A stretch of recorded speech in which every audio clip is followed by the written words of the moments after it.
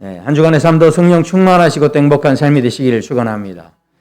아드 폰테스라고 하는 말이 있습니다. 아드 폰테스. 자, 이게 무슨 말일까요? 이 라틴어입니다. 16세기의 서구 문명이 여러 가지 총체적인 위기를 겪었을 때, 그러니까 이 아드 폰테스라고 하는 이 말의 외침이 왜 시작됐느냐? 그 당시에 흑사병으로 인해서 한 3분의 1의 이상 유럽 사람들이 다 죽게 되고, 또 로마 교회가 로마 제국이 다 무너지고, 또 교회들이 이렇게 분열되기 시작하고 하는 이런 시대. 그래서 르네상스 운동을 일으키면서 또 종교 개혁을 일으키면서 아데 폰테스라고 하는 그렇게 외쳤던 많은 사람들이 있습니다. 그래서 종교 개혁을 하는 사람들도 성경으로 돌아가자 이렇게 하면서 외쳤던 이야기가 이 라틴어로 아드 폰테스라고 하는 그런 말입니다. 그래서 요즘에 많은 분들이 실은 이런 말들을 다시 이렇게 사용하는 그런 분들도 있습니다. 심지어는 이 아드 폰테스라고 하는 학원 이름도 생길 정도로, 그래서 우리가 본질로 돌아가자, 기본으로 돌아가자, 이게 우리 인생에서 참 중요하다 하는 것이죠. 실제로 그렇습니다. 스포츠 경기를 하더라도 스포츠 하시는 분들의 이야기를 들으면 이 기본기가 중요하다라는 거죠. 수영을 배우는 것도요. 제가 이렇게 어느 수영 코치가 이렇게 하는 걸 봤더니 수영은 시키지 않고 발차기부터 시킵니다. 뿐만 아니라 동전을 물속에 이렇게 빠뜨려 가지고 동전을 주워오게 합니다. 그러니까 물에 대한 두려움부터 먼저 없애야 그 다음에 일들이 다 진행이 된다라는 것이죠. 뿐만 아니라 월드컵 4강의 신화를 이루었다라고 하는 히딩크 감독을 기억하시죠. 근데 그 감독님이 국가대표 선수팀들을 맡고 나서 축구 경기를 한 게 아니고요. 한 달 동안 내내 뭐만 시켰냐면 체력 훈련 시키고 그다음에 패스 훈련만 시켰다고 합니다. 그러니까 그것이 바로 축구의 기본이 되어져야 한다. 기본기를 다지는 일에 실은 최선을 다했다라는 것이죠. 운동 경기뿐만이 아닙니다. 세계적인 요리사들의 이야기를 들어보면 요리사로 입문할 때요, 요리를 만드는 게 아니라 가장 기본이 뭐냐면 설거지였답니다. 계속 설거지하는 것. 실제로 우리가 어떤 음식을 만들든지 간에 설거지를 한 상태에서 그렇지 깨끗하게 된 상태에서 그것이 음식 만드는데 모든 것에 출발이 되어진다라는 것이죠. 미국의 그 풋볼 감독이었던 아주 유명한 보 스캔베클러라고 하는 분이 있는데, 이분이 20년 동안 이 풋볼 리그에서 20년 동안 승률이 85%였습니다. 그러니까 10번 경기를 하면 8번에서 9번을 항상 이겼다는 거죠. 그런데 이 감독님이요, 너무 놀라운 건 선수들을 스카우트할 때 그냥 하지 않고 꼭 가정 방문을 한답니다. 그래서 그 가정에서 이 사람이 얼마나 정리정돈을 잘하고 있는지, 얼마나 이 집안이 깔끔한지, 질서정연한지 이거부터 본다는 거죠. 그러면 그 사람의 기본 성품을 파악할 수 있기 때문에 그렇게 한다라는 것입니다. 실제로 이 아드 폰테스라고 하는 이 외침이 기업을 경영하시는 분들도 이 말들을 실은 많이 사용을 했습니다. 실제로 여러분 잘 아시는 그 스타벅스가 위기에 처했을 때, 그때 모든 점포 매장을 다 미국에서 중단시키고 이분들을 다 모아다가 다시 교육시키면서 여기에 최고 경영자였던 분이 모든 사람들에게 우리 커피 맛의 기본을 회복하자, 기본으로 돌아가자, 이렇게 하면서 이 도전하는 그런 일이 있었고, 그야말로 이 몰락해가는 이 회사를 다시 일으켜 세우는 그런 일들이 있었다라는 것이죠. 이 아드 폰테스라는 단어를요, 일본 사람도 썼는데, 일본의 유명한 그 자동차 회사죠, 토요타 회사 그 경영자가 이 아드 폰테스라고 하면서 급발진 사건으로 인해서 회사에 위기가 찾아왔을 때, 그때 우리 그 직원들에게 제조의 기본으로 돌아가자, 이렇게 하면서 그것을 외치기 시작했고, 회사가 위기에 처했을 때 그 모든 위기를 극복하는 그런 비결이 되어졌다라는 것이죠.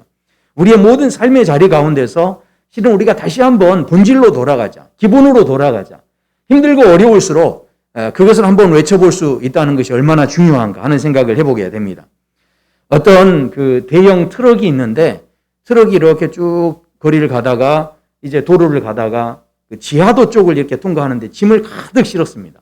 그런데 아슬아슬했는데 그 지하도에 그 짐이 이렇게 높이 쌓여 있다 보니까 이 지하도에 그게 가다가 끼어버린 겁니다. 그래서 이게 앞으로 가지도 못하고 뒤로 가지도 못하는 이런 상황이 됐고, 뒤따르는 차들에 이제 완전히 교통이 다 막혀서 어려운 상황이 되고, 경찰들이 출동하고 또 많은 사람들이 와서 구경하고 이렇게 하는데 지금 어찌해야 할 바를 모르는 거예요. 그런데 지나가던 한 꼬마 하나가 그 트럭 기사한테 한마디를 했는데, 그 꼬마가 한마디 한 것으로 그 트럭이요, 그 지하도를 빠져나왔다는 거예요. 그 꼬마가 뭐라고 했느냐? 타이어 바람을 조금만 빼보세요. 그랬다는 거죠. 타이어 바람을 뺐더니 그 차 높이가 낮아지면서 그러면서 그 지하도를 통과를 했다라는 것입니다. 트럭 기사가 그걸 몰랐을까요?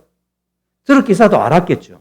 그러나 너무 다급해지고 너무 모든 상황 속에서 지금 혼란스러운 상황에서 긴장감이 있어지고 너무 당황하다 보면 우리가 생각할 수 있는 생각 자체가 떠오르지 않을 때가 많이 있다라는 거죠. 실은 우리의 삶의 자리에서 위급하고 또 어려울 때일수록 우리의 머릿속에 있는 복잡한 생각에서 바람을 조금만 빼낼 수 있다면 우리에게 새로운 아이디어가 생겨지고 또 새로운 길이 열려질 수 있다라는 것이죠.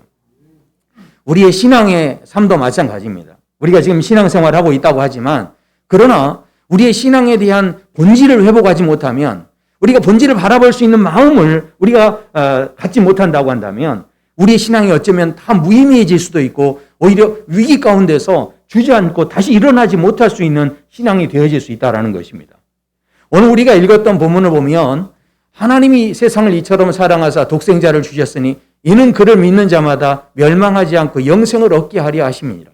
너무나 유명한 말씀이고 이 말씀으로 찬양도 지어져서 그 찬양의 아마 경험들을 주일학교에서 많이들 하셨을 겁니다.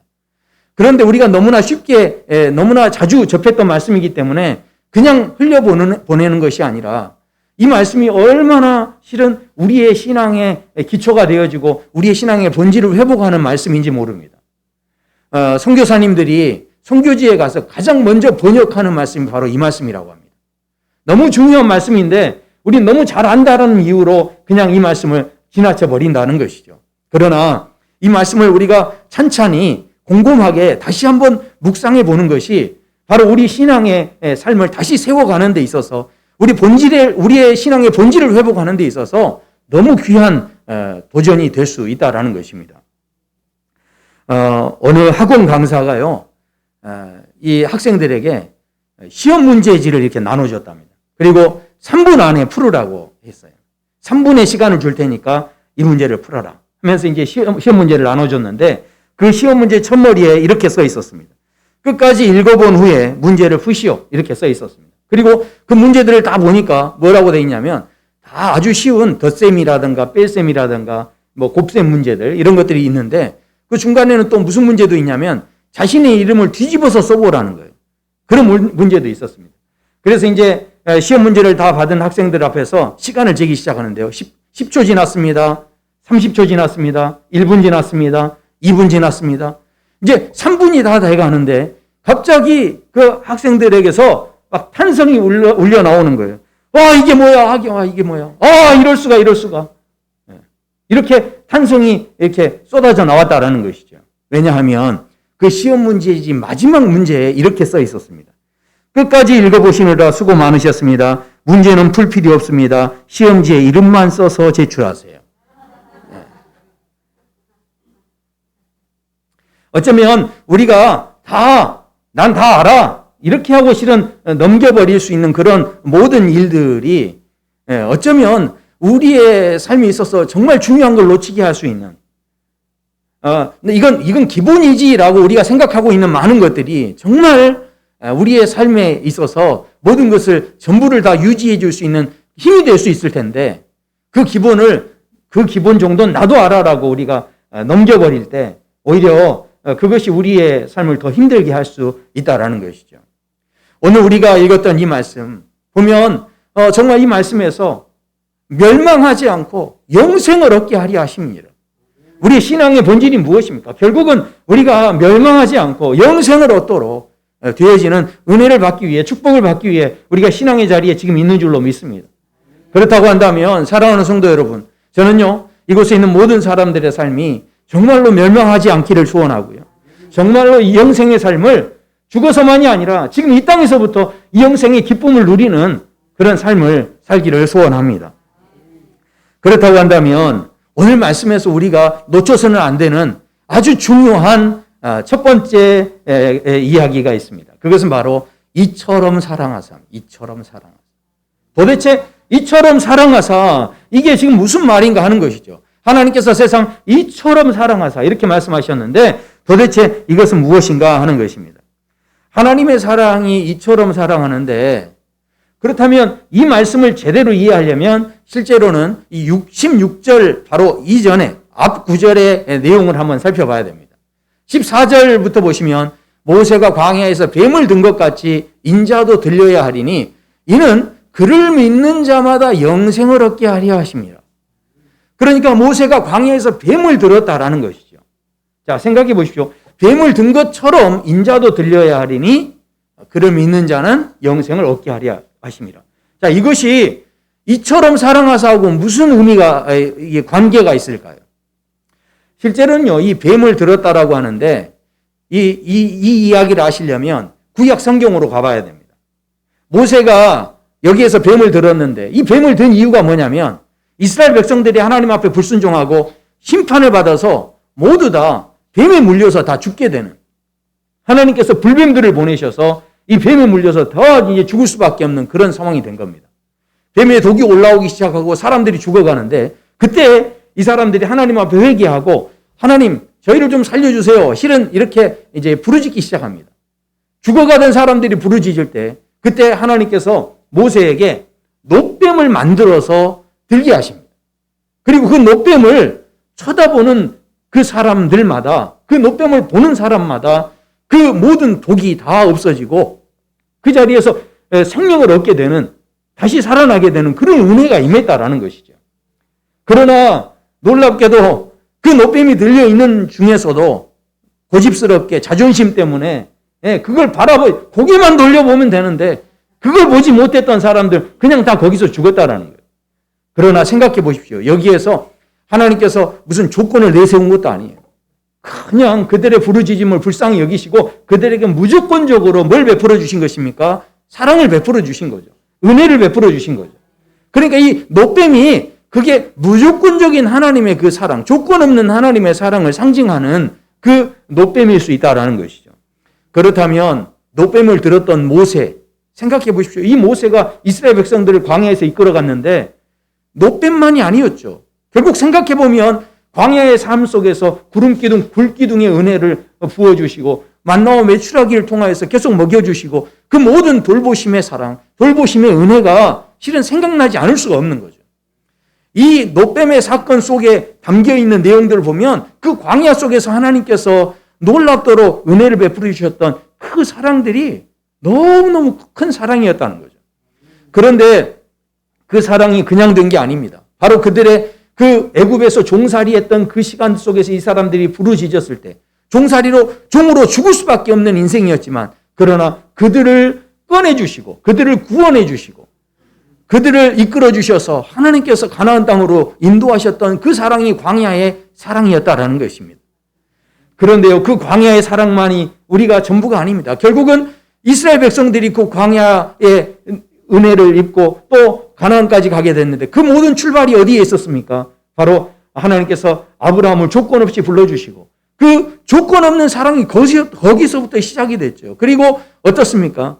그 사람들에게서 결국은 이 아브라함이 그 독자 아들 이삭을 하나님께 드릴 때 하나님께서 그 죽음을 멈추시고 이미 예비하신 그 제물을 하나님 앞에 드리게 함으로써 그 독자 아들을 통해서 그의 믿음을 보시고 오히려 그의 삶을 축복하셔서 아브라함 이후에 야곱과 또 야곱이 이스라엘이 되게 하시고 이스라엘이 그 족속을 12지파를 이루어서 이스라엘 민족이 되게 하시는, 결국은 망할 수밖에 없고 이 너무나 어려운 여러 가지 정세 속에서 이 죽을 수밖에 없었던 위기들을 수없이 많이 겪으면서 결국은 하나님께서 아브라함을 불러내실 때 니시로 말미암아 이 천하만국에 하나님께서 이 바닷가의 모래와 같이 그렇게 수많은 은혜들을 주시겠다라고 약속하셨던 그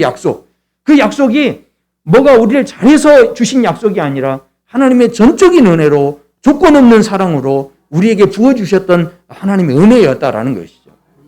그런데 그 은혜가 바로 결국은 더 올라가 보면 창세기 1장에서부터 결국은 천지를 창조하셨을 때부터 그 에덴 동산을 주셨던 것 자체부터가 하나님의 은혜였고 조건 없는 사랑이었다라는 것입니다. 그렇다면 이처럼 사랑하사가 도대체 무엇인가? 바로 하나님께서 창세기 1장 1절부터 지금 이 오늘 요한복음 3장 16절에까지 이르도록 주님께서 어떻게 하셨다라는 것입니까? 결국은 이 말씀을 통해서 창조한 순간부터 지금까지 하나님께서는 끊임없이 우리에게 조건 없이 계속해서 은혜를 베푸시고 사랑하고 계신다라는 것이죠. 그것이 바로 이처럼 사랑하사라는 것입니다. 도대체 하나님이 우리를 얼마나 사랑하시는가? 그것에 대해서 우리가 분명한 기준을 붙잡지 못하면 우리의 삶 자체가 어떤 상황에서든 흔들려 버릴 수 있다는 것이죠. 그 사랑을 확인한다는 게 얼마나 귀중한지 모릅니다. 그래서요, 두 번째 이렇게 말씀합니다. 독생자를 주셨으니. 실은 이 말씀이 주는 의미가 굉장한데 우리가 이것을 실은 제대로 생각하지 못하고 있습니다. 왜냐하면 독생자 되신 예수님을 이 땅에 보내주실 때 그저 아들이신 예수님을 보내주셨다 이 정도나 우리 생각하는데요. 그렇지 않습니다. 17절에 보면 이렇게 말씀하죠. 하나님이 그 아들을 세상에 보내신 것은 세상을 심판하려 하심이 아니요. 결국은 독생자 되시는 아들을 내려보내주실 때 아들만 포기하시고 아들만 우리에게 주신 게 아니라 동시에 뭘 줬다는 겁니까? 하나님께서 심판하는 권세를 갖고 계시는데 그 권세를 내려놓으셨다는 거예요. 우리를 더 이상 판단하지 않으시고 내가 너희를 더 이상 정죄하지 않으시고 내가 너희를 더 이상 추궁하지 않겠다. 그러니까 이 심판할 수 있는 권세를 내려놓으셨다는 게 이게 엄청난 거죠. 생각해 보십시오. 실은 우리가 지금 이렇게 살아가고 있지만 많은 사람들이 권력을 잡으면요. 그건 내려놓는다는 게 쉽지가 않습니다. 결국은 부정부패가 왜 일어납니까? 결국은 그 모든 상황 속에서 이건 내려놓는다는 게, 이 힘을 가진 건 내려놓는다는 게 이게 너무 어려운 거예요. 우리가 신문을 보면서 다른 사람들만 탓할 게 아닙니다. 드라마 보시면서 많은 분들이 이렇게 드라마 볼 때 막장 드라마가 인기가 있죠. 막장 드라마가 왜 인기가 있습니까? 요즘 막장 드라마는 뭡니까? 네. 보니까 펜트하우스인가? 이런 게 있다고 하더라고요. 저는 이게, 잘은 모르지만, 아무튼 그런 이제 드라마들이 실은 인기가 있는 거죠. 이 막장이라는 게 원래요, 이게 탄광에 보면 갱도의 끝을 막다른 골목을 이야기합니다. 그러니까 이 막장 드라마가 인기 있는 이유가 뭐냐면, 현실의 삶에서 나는 힘이 없어요. 나는 권력도 없고요. 나는 다 부족해요. 그런데 드라마에서는 권력 있는 사람, 한번 좀 이렇게 주협해주고 싶은 사람, 이런 사람 마음껏 해주고, 그 다음에 어떻습니까? 그 현실에서는 그렇게 할 수 없지만 그 드라마에서는 우리가 현실에서는 할 수 없는 금기처럼 여겨졌던 일들이 막 깨지기 시작하고, 이거는 원래 여기까지 가면 안 되는데 하면서 우리가 생각하는 일들이 거기까지 다 가는 겁니다. 그러니까 인간의 마음속에 결국은 어떻습니까? 그것을 통해서 나도 한번 그것에 대해서 깨트리는 힘을 가지고 그 어떤 심판하는 마음 가지고 뭔가 대리만족하는, 그래서 드라마에 보면 다 그 흐름이 권선징악들이 이렇게 있는 것을 보게 됩니다. 그러면서 그 드라마 보면서 좋아한다는 건 결국은 뭡니까? 나도 기회만 있으면 뭘 한번 가져보고 싶은 거예요. 네, 심판하는 걸 한번 가지고 싶은 거죠. 나도 한번 모든 걸 한번 깨트려보는 그런 힘을 가져보고 싶은 마음이 실은 우리 모두에게 다 있는 겁니다. 그런데 놀랍게도 하나님께서는 그 권세를 이미 다 가지고 계심에도 불구하고 그것을 다 내려놓으셨다는 거죠. 예수님을 보내시는 사건 자체가 예수님만 보내준 게 아니라 그와 함께 심판하는 그 권세까지도 다 내려놓으시는 너무 놀라운 결정이 있어졌다라는 것이죠. 자, 그래서요, 우리가 그래서 이런 놀라운 사랑을 받았다고 한다면, 그래서 마지막에 이게 필요합니다. 그를 믿는 자마다. 이게 얼마나 실은 중요한 문제인지 모릅니다. 믿는 자마다라고 하는 것은 동시에 어떤 조건도 없이 누구든지 이 상황은 열려 있다는 이야기죠. 어린아이가 믿든 나이 든 사람이 믿든 공부를 많이 한 사람이 믿든 적게 한 사람이 믿든 부자가 믿든 가난한 사람이 믿든 상관없이 어떤 자격도 이야기하는 게 아니라 오직 하나입니다. 믿는 자마다. 그렇다면 이것은 누구에게나 열려 있다는 이야기고요. 동시에 말하면 믿지 않으면 결국은 이 영생의 삶을 실은 누릴 수 없다라는 이야기죠. 믿는다는 게 쉬운 것 같지만 그러나 믿는다는 게 참 이게 쉽지 않다라는 생각을 합니다. 이게요, 인간관계에서도요, 믿는다는 게 굉장히 중요합니다. 믿는다는 걸 다시 이야기하면 리액션을 하는 거죠. 그러니까 방송국마다 보면 아주머니들을 다 청중으로 모셔가지고 그렇게 방송을 하는 걸 보게 됩니다. 왜 그럴까요? 아주머니들이 리액션이 너무 좋아요. 방송을 할 때 이렇게 뭔가를 진행하는데 아주머니들이 조금만 뭐 하면 우 막 이렇게 합니다. 그러니까 그런 리액션이 좋으니까 벌써 이 방송을 진행하시는 분들이 뭔가 더 재미가 나서 더 신이 나서 하고 싶은 모든 역량을 다 발휘해서 뭔가를 하는 거죠. 이 방송국뿐만이 아닙니다. 저도요, 오늘 제가 말씀을 준비해서 이렇게 쭉 하고 있지만 지금 보십시오. 지금 시작해서 여기까지 오는 동안 막 아멘 하고 막 할렐루야 하고 이렇게 하면 막 저도 막 흥분해서 없던 제가 막 준비하지도 않은 막 이런 온갖 것들이 막 나오기 시작할 거예요. 그러나 제가 지금까지 흥분하지 않았다는 것은 여러분이 아직도 아멘을 안 하셨다는 이야기예요. 생각해 보십시오.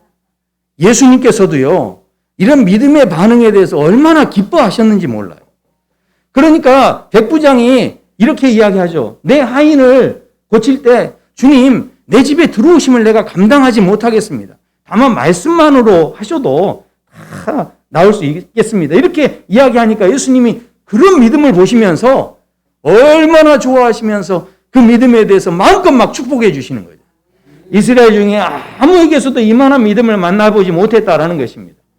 이 믿는다는 게 얼마나 중요합니까? 가나안 여인이 그렇습니다. 주님께서 계속 거절하시자 뭐라고 이야기합니까? 주여 올소이다마는 개들도 제 주인의 상에서 떨어지는 부스러기는 먹습니다. 이렇게 다가오는 이 여인을 보시면서 예수님께서 너 믿음이 정말 크구나 하면서 이렇게 마음껏 또 축복해 주시는 그런 은혜가 있었다라는 것입니다. 이게요, 하나님의 말씀도 마찬가지입니다. 내가 그 하나님의 말씀을 어떻게 받느냐에 따라서요, 내 삶에 누리는 게 달라지고 아는 게 달라지고, 창세기 1장 1절에 보면 말씀하죠. 태초에 하나님이 천지를 창조하시니라. 너무 귀한 말씀인데 이 말씀을 어떻게 받아들이고 어떻게 믿음으로 이것을 제가 리액션 하느냐에 따라서요, 수준이 달라지는 거예요. 왜 그럴까요? 태초에 하나님이 천지를 창조하시니라. 하나님께서 하늘도 만드시고 땅도 만드시고 물과 나무도 만드시고 새와 동물도 다 만들어 주셨습니다. 그런데 그 하나님이 나하고 별로 상관이 없으면 찬송할 일도 없는 거죠. 생각해 보십시오. 우리가 공기를 들이마시고 숨을 쉬고 있습니다. 그런데 그 공기도 하나님께서 누구에게나 다 주신 거죠. 하나님께서 창조하신 겁니다.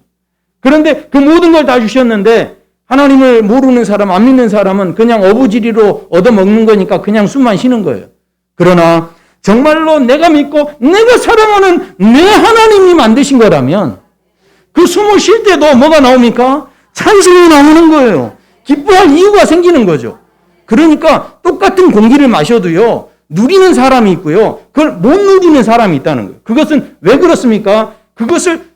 어떻게 그것을 받아들이고 있느냐에 따라 달라진다라는 것이죠. 산을 바라볼 때도요, 남의 산이면 별로 감동이 없습니다. 그러나 만약에 여러분들 산이면 어떻게 하겠습니까? 맨날 차 타고 가서 한 번씩 보고 오실걸요? 무슨 이야기입니까? 하나님께서 만들어주신 그 산이 바로 내 아버지가 만들었다라고 내가 믿는 마음이 생겨지면 그 산을 바라보는 내 눈이 달라진다라는 것이죠. 하나님을 알지 못하는 사람들은요, 바닷가에서 바다를 봐도 저 해변의 사람들 정말로 이렇게 사람들이 많은데 이 기회에 돈을 많이 버니 너무 좋겠다. 바다를 봐도 늘 그런 생각만 하는 거예요. 산을 봐도 어떻습니까? 누구는 좋겠다. 저런 땅이 있어서 이번에 땅값 오르면 야, 저 사람 너무 좋겠다. 늘 부러워하면서 자신의 부족함만 한탄하고 그렇게 살아가는 겁니다. 하지만 하나님께서 지으신, 내 아버지가 지으신 하늘과 땅이다. 그러면 어떻습니까? 그것을 바라보는 내 눈이 달라진다라는 것이죠. 내일 아침에 반드시 해가 뜰 것입니다. 그러나 그 해는 누구를 위해서 뜨는 것입니까? 아직도 지금 말씀을 전혀 이해 못하시는 분들이 계신 것 같은데 그 태양은 바로 나를 위해 뜨는 거예요. 내 아버지가 나로 하여금 그 태양을 다 예비해 두고 계신 거예요. 그냥 뜨는 게 아니라는 것이죠. 오늘 우리가 하루가 지나고 또 해가 지고 밤이 될 텐데 그 밤이 바로 누구를 위한 밤입니까? 나로 인하여서 안식하게 하시려는 하나님이 주시는 은혜라는 것이죠. 그냥 따뜻한 봄날이 오는 게 아닙니다. 그 봄날에 꽃이 피는 게 다 그 지금 거리에 또 이 사이사이에 꽃들이요. 다 누구 때문에 피는 줄 아십니까? 그게?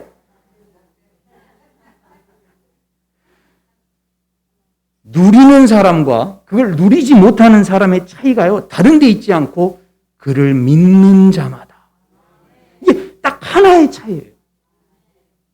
그게 없으면 아무리 좋은 게 있어도요. 생각해 보십시오.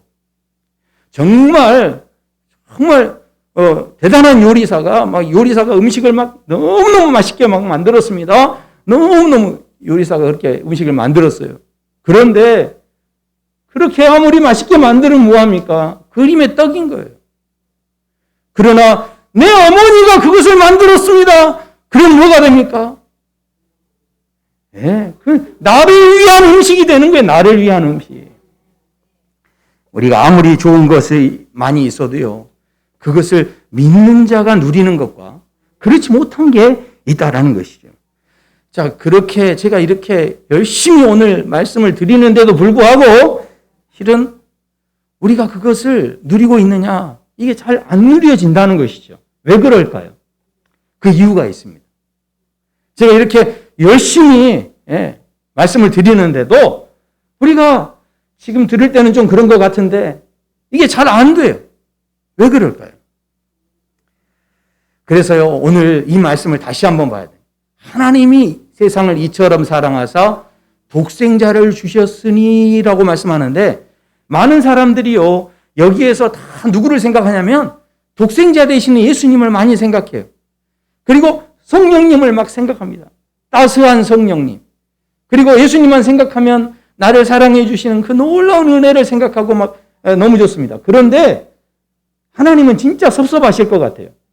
왜냐하면 여기에서 하나님을 생각하는 사람은 없어요. 실제로 이 본문에서 주어가 누굽니까? 하나님이세요. 그런데 왜 하나님은 사람들이 생각하지 않고 하나님은 늘 멀게만 느껴질까요?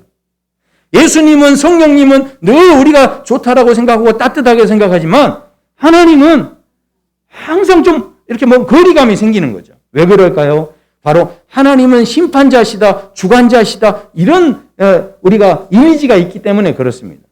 인간관계에서도요, 사람에 대해서 심판자다, 이런 생각을 가지면요, 이 관계가 이게 좀 거리감이 생깁니다. 그러니까 저도 초등학교 때 이렇게 학교에서 보면 제일 어려운 분들이 누구였냐면 선생님들이었어요. 선생님들이 그렇게 그냥 이렇게 가까이 하기가 어렵고 선생님만 나타나면 얼른 막 숨고 막 그랬어요. 왜 그랬을까요? 선생님이 뭐 하는 겁니까? 선생님이 왜 그렇게 두렵고 무서웠습니까? 꼭 보니까 아무튼 여러분께서는 저만 아무튼 그렇게 못난 사람 만드시고 꼭 학교 다닐 때 안 그러신 것처럼 그렇게 앉아 계시는데, 왜냐하면 선생님은 항상 뭐 하시는 분이죠? 점수 내시는 분이죠. 그리고 항상 평가하시는 분이죠. 이렇다 보니까 이게 어려운 거예요. 자, 그러면 좀 더 가깝게 생각해 보시죠. 여기에 내가 차를 운전하고 가는데 난 교통 위반한 것도 없어요. 근데 경찰이 막 나타나요. 그러면 경찰이 오면 괜히 어떻습니까? 난 잘못한 게 없는데 괜히 마음이 어려워요. 왜 저 사람은 저기에 또 갑자기 나타났지? 무슨 일이지? 이렇게 생각되는 거죠. 왜 그럴까요? 그 경찰관의 업무가 뭐 하는 겁니까? 판단하는 거죠. 그리고 뭔가 잘못을 찾아내는 거죠. 이렇다 보니까 그런 사람과 우리가 이렇게 관계할 때 뭔가 마음이 이렇게 멀어지는 거죠. 이게 가까이 하기가 어려운 거죠. 저는 절대 그러고 싶은 마음이 없습니다. 근데 교회 와서도 보면 저를 가깝게 하시면서 저를 반갑게 하시는 분들이 있는가 하면 교회 하나 한 달 빠지고 그 다음에 오셔가지고 그 다음부터 저를 쳐다보지도 못하시고 저 보면 피해 다니시고 도망 다니시고 이런 분들이 있습니다. 그런데요, 절대 오해하지 마십시오. 저는 정말 나오기만 하면 너무 좋아요. 그냥 그분 얼굴 보기만 하면 너무 좋은데, 그런데 그분은 어떻습니까? 제가 뭘 알고 있는 것 같다는 거죠. 제가 실제로 제가 절대로 점쟁이가 아닙니다. 그런데 설교 끝나고 나면 나중에 간혹 그러시는 분들이 있어요. 목사님, 어떻게 아셨어요? 나한테 딱 맞는 말씀을 주셨네요. 이렇게 이야기하시는 분이 있다는 거죠. 그러니까 뭔가 나를 판단하고 있고 뭔가 나를 보고 있다. 저는 지금 성도 여러분들이 무슨 생각을 하고 있는지 아무것도 모릅니다. 다 그냥 착하고 좋게만 보여요, 저는. 그러니까 그런 걱정하지 마세요. 근데 우리 마음속에는 뭔가 알고 있을 것 같은 그런 마음 때문에 그게 마음의 거리가 자꾸 멀어지기 시작한다는 거죠. 한번 생각해 보십시오. 우리가 이것이 얼마나 지금 중요한지 모릅니다. 우리가 지금 이 본문의 말씀에서 하나님이 실은 주어예요. 이 모든 일을 지금 하나님이 주관하고 계시는데, 그런데 하나님을 지금 우리가 멀리 생각하면 이 본문의 진짜 은혜들을 다 누리기가 어렵다라는 것이죠. 실제로 하나님께서 성경에 보면 이런 말씀을 하십니다. 야곱은 사랑하고 에서는 미워하였다. 이런 말씀을 하시죠. 그러면 세상에 하나님이 사랑하는 사람도 있고 미워하는 사람도 있대. 이런 생각을 우리 안에 이제 들게 되는 거죠. 심지어는요, 하나님께서 사울을 왕으로 세운 것을 후회하였다 하는 그런 말씀이 또 나옵니다. 그러니까 결국은 이게 무슨 이야기입니까? 하나님께서 왕으로 세운 것도 후회하셨다는 거예요. 야, 그렇다면 내가 하나님께 잘못 보이면 하나님한테 미움을 받거나 하나님께 버림을 받을 수 있겠구나. 이런 생각을 실은 우리가 할 수 있는 거죠. 그러나 이 사람들을 다시 한번 생각해 보셔야 돼요. 왜냐하면 하나님께서 에서나 사울을 버리신 게 아닙니다. 실제로 보면 이 에서가 어떻게 합니까? 나중에 이 에서가요, 모든 삶의 자리 가운데 보면 성경에서 에서가 하나님을 찾았다는 이야기가 없습니다. 에서가 나중에 가나안 딸과 결혼했는데 이방 딸과 결혼했다고 해서 아버지가 별로 안 좋아하세요. 그러니까 이 사람이 어떻게 하냐면 이스마엘의 딸을 다시 찾습니다. 왜냐하면 그 이제 친척의 딸이죠. 그러니까 그 딸을 찾아서 그 사촌의 딸을 아내로 맞이합니다. 왜 그랬을까요? 아버지한테 잘 보이려고요. 아버지 기분 상하지 않게 하려고요. 에서가 아버지는 기분 좋게 하려고 했지만 한 번도 하나님을 직접 찾았다는 이야기 자체가 없습니다. 결국은 하나님께서 에서를 버리신 게 아니라 에서가 하나님을 버린 거죠. 성경에 보면 이 사울의 이야기가 마찬가지입니다. 사울이 하나님을 실제로 직접 부르고 간절히 찾았다라는 이야기가 나오지 않습니다. 그리고 항상 이 사울이 누구를 찾냐면 선지자 사무엘을 찾습니다. 그리고 그 사무엘을 의지하고요, 사무엘에게 뭔가를 자꾸 물어봅니다. 왕권을 지킬 때도 뭔가 오해가 있었으면 하나님 이 왕권의 자리를 지켜주십시오라고 하나님께 부르짖어야 되는데 결국은 어떻게 합니까? 다윗만 없으면 내가 이 자리 지킬 수 있다 하면서 평생 다윗만 쫓아다니고 다윗만 죽이려고 했다라는 것이죠. 나중에 블레셋과 전쟁을 할 때 사울이요, 심지어는 하나님을 찾지 않고 사울이 이미 죽었는데, 그런데 그 상황 속에서 이제 위기가 찾아오니까 하나님 앞에서 어떤 이제 응답도 받지 못하는 상황이 되니까 이 사람이 신접한 여인을 찾습니다. 그러니까 이 귀신을 불러내는 여인을 찾아온 거죠. 그러면서 그 신접한 여인에게 가서 세상에 하는 일이 뭐였는 줄 아십니까? 이 사람이 하나님을 찾은 게 아니라 거기에서 누구를 불러달라고 하냐면 사무엘을 불러달라고 합니다. 그러니까 그런 위기 순간에서도 결국 찾은 게 뭐냐면 하나님을 찾은 게 아니라 또다시 죽어있던 이미 죽은 사무엘을 찾아서 자신의 문제를 해결해 보려고 하는 그런 모습이 있었다라는 것이죠. 결국은요, 성경에서 하나님께서 사울을 세우신 것을 후회하셨다, 또 이 에서를 미워하셨다 이렇게 돼 있지만 실제로는 누가 하나님을 버린 것입니까? 에서하고 사울이 하나님을 버린 것이죠. 반면에 야곱과 그 다윗의 삶을 보십시오. 야곱이 항상 삶을 보면 늘 속이는 자의 삶이었죠. 심지어 아버지도 속였고요. 늘 그 속이는 모습들을 보면 굉장히 이렇게 잔머리를 굴리는 사람의 대명사로 이 야곱이 우리가 거론이 됩니다. 삶의 자리는 형편없었지만 그러나 야곱이 다른 사람과 다른 점이 하나 있었는데 그것이 무엇입니까? 매사의 모든 순간에 누구를 찾습니까? 하나님을 찾죠. 하나님을 의지하죠. 실수가 그렇게 많이 있었지만 하나님을 늘 붙잡으려고 했고 야복강 나루에서 간절히 하나님을 붙잡습니다. 나로 복 주시지 않으면 안 됩니다.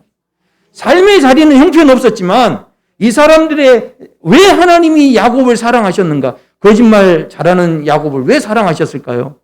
하나님을 철저히 의지했다는 것이죠. 다윗도 보시면요. 사울하고 비교했을 때 사울이 왕권을 이렇게 유지할 때 보면 사울은 아내를 많이 뒀다는 이야기도 없습니다.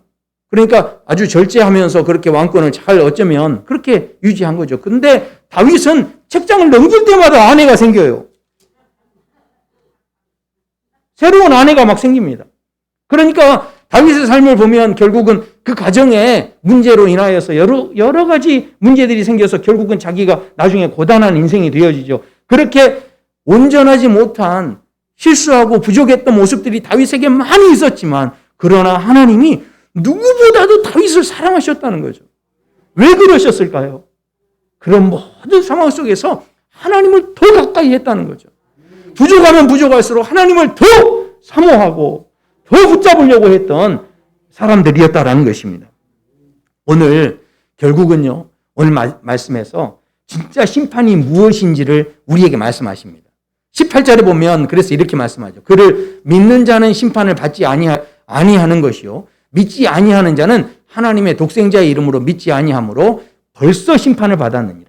그러니까 이게 무슨 이야기인가? 벌써 심판을 받았다는 이야기는 하나님은 심판하지도 않았는데 결국은 자기가 그 자리에서 멀어졌다는 이야기죠. 자기가 그 심판의 자리로 갔다는 이야기입니다. 자, 보십시오. 하나님께서는 우리에게 자꾸 빛을 보여주시는 거죠. 자, 19절을 보십시오. 그 정죄는 이것이니 그 빛이 세상에 왔으되 사람들이 자기 행위가 악함으로 빛보다 어둠을 더 사랑한 것이니라. 무슨 이야기입니까? 결국은 하나님께서는 계속 빛을 비춰주시지만 그러나 이 사람들은 자기 스스로 계속해서 어둠을 향해 갔다라는 것입니다.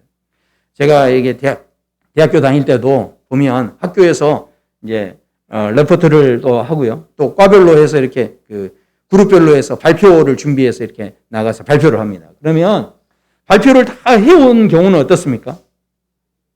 앞자리에 나와서 딱 앉습니다. 그런데 만약에 과제를 안 해왔고 준비를 안 해왔으면 어떻게 될까요? 그 다음부터는 그 교실에서 제일 어둠의 자리를 찾는 거죠. 그리고 중간에 뭔가 수업 시간에 내가 빠져나가야 될 다른 계획이 있다고 한다면 다 어디로 숨을까요? 그 교실에서 가장 어두운 자리, 그리고 가장 덩치 큰 사람 뒤로.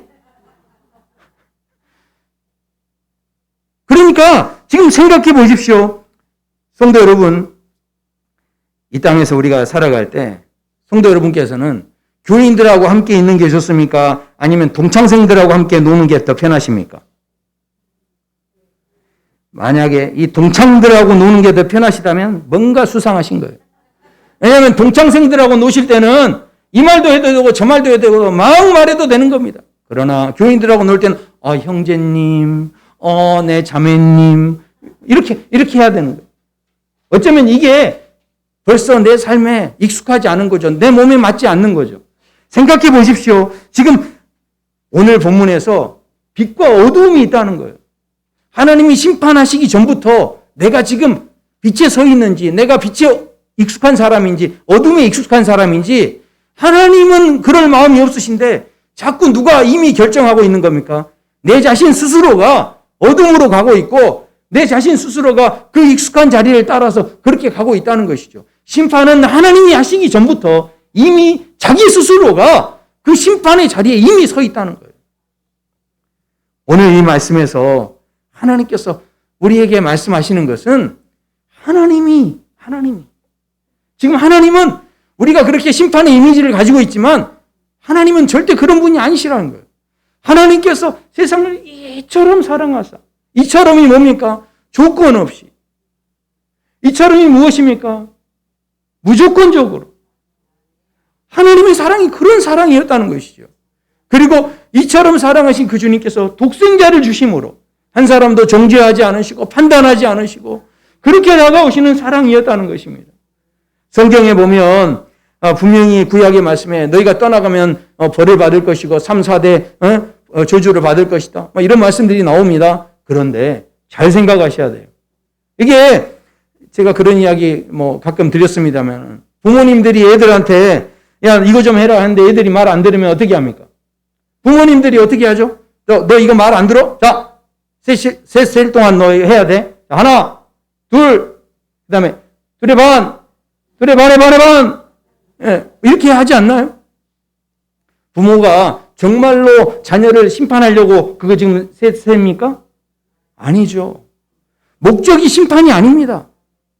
정말 심판하려고 하면 숫자 셀 필요도 없이 그냥 가서 쥐어박는 거죠. 결국 하나님께서 어떻게 하면 너희가 벌을 받을 것이다, 멸망할 것이다 이런 이야기들이 계속 나온다는 것은 정말 하나님이 우리를 심판하실 목적이었다면 그런 말 하실 필요가 없는 거죠. 그런데 그렇게 하고 계신다는 것은 결국은 하나님의 진짜 마음은 심판에 있지 않다는 거예요. 오늘 한번 생각해 보십시오. 오늘 우리가 지금 신앙생활을 하고 있는데 여러 가지 지금 위기와 여러 가지 지금 우리 주변에 일어나는 상황들이 거의 망할 것처럼 되어지는 이 모든 상황들 속에서 내가 두려워하고 있고 떨고 있고 내가 이런 상황 속에서 내 신앙의 자리 속에서 하나님 앞에 나오는 우리의 모든 걸음 자체가 뭔가 부끄러워지고 있고 뭔가 더 하나님 앞에서 내가 더 이 빛으로 나오는 것이 익숙하지 못하고 부담스러워지고 있다고 한다면 그것은 하나님께서 뭔가 우리에게 마음의 부담을 주시는 게 아니라 이미 내 스스로 내가 어둠의 자리에 갇혀있는 나의 문제가 이미 존재하고 있다는 것이죠. 하나님은 지금도 어떤 분이십니까? 우리에게 좀 더 가까워지기 위해서 지금도 이처럼 사랑하시는 분, 이처럼 은혜를 베푸시고 조건 없이 그저 아무리 자격 없다 할지라도 우리를 끌어내 주시고 불러주시고 택해 주시고 그 이처럼 사랑하시는 주님의 사랑으로 다가오시는데 그런데 우리는 자꾸 멀어지고 있다는 거예요. 주님께서는 독생자 되시는 주님을 주시기까지 사랑하시고 심지어는 내가 너를 정죄하지 않겠다 심판하고자 하는 권리까지 다 내려놓으시면서 우리에게 다가오고 계시지만 그렇게 가까이 다가오시는데 우리는 자꾸 멀리 숨으려는 그런 마음을 갖고 있다는 것이죠. 사랑하는 성도 여러분, 주님께서 우리에게 가까이 도전하실 때 그 도전 앞에서 머뭇거리지 않고 우리 또한 주님 앞에 빛으로 나아가는 도전을 하실 수 있기를 소원합니다. 주님 앞에 믿음으로 우리가 반응해드리고 믿음으로 주님 앞에 나아가게 될 때 그 빛이 우리를 치료할 줄로 믿습니다. 그 빛으로 우리가 깨끗해질 줄로 믿습니다. 그 빛으로 우리에게 그 빛은 절대로 우리를 부끄럽게 하는 빛이 아닌 줄로 믿습니다. 정말로 주님이 주시는 놀라운 은혜를 우리가 누리며 산다는 것. 바로 주님과의 거리가 가까워지면 가까워질수록 내가 지금 보고 있는 산이 달라 보이고요. 바다가 달라 보이고요. 내가 지금 당하고 있는 모든 일들이 다 다르게 보일 수밖에 없습니다. 바로 내가 누구와 가까이 있기 때문에요. 하나님과 가까이 있기 때문에. 자꾸 멀어지는 인생이 아니라 주님 앞에 이 어려운 때일수록 본질로 돌아가고 기본으로 돌아가고 더 하나님께로 가까이 나아가시게 되는 저와 성도 여러분의 삶이 되시길 축원합니다.